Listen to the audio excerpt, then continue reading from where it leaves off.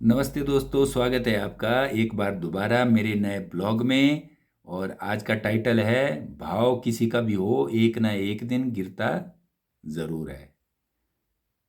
हम अक्सर अपनी ज़िंदगी में सोचते हैं कि जो चीज़ टिकाऊ है, मजबूत है, सुंदर है, वो कीमती ही होगी। लेकिन अक्सर ऐसा नहीं होता। सोने चांदी को ही देख लीजिए। हमने पिछले कुछ महीनों में देखा कि कभी सोने चांदी के रेट अर्श पे तो कभी फर्श पे। तो उनकी कीमत अगर गिरी तो क्या उनकी अहमियत भी गिर गई? ऐसा नहीं है ना मित्रों।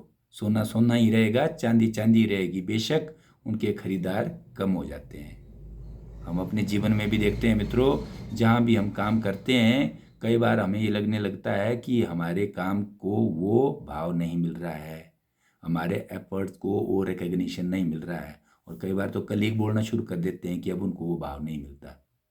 ऐसा ही होता है ना। और बहुत लोग उसको दिल पे लगा बैठते हैं और उनको फिर काम में मन नहीं लगता, डिप्रेशन में भी चले जाते हैं। मित्रों, भाव कम मिलना पॉसिबल है, लेकिन जो आपकी काबिलियत है, जो आपका एक्सपीरियंस है, वो कम नहीं किया जा सकता। अगर आप अपनी स्किल पे लगातार काम करते रहते हैं तो एक समय आता है कि आप इररिप्लेसेबल हो जाते हो। और वो आपका भाव तय करे ना करे, वो आपका कद ज़रूर तय कर देता है। और किसी ने ठीक ही कहा है कि पद छोटा हो ना हो, लेकिन कद कभी छोटा ना होने दो। और अगर कद को आपने बढ़ाना है तो उसके लिए लगातार मेहनत की ज़रूरत पड़ती है। सोशल मीडिया पे हम देखते हैं कि कोई हम कंटेंट अगर अपलोड करते हैं तो बहुत से व्यूअर्स उसमें एप्रिसिएशन के कमेंट्स लिखते हैं, खूब तारीफ करते हैं।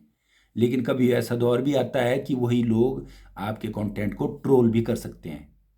तो इसका मतलब क्या हुआ? आप बदल गए?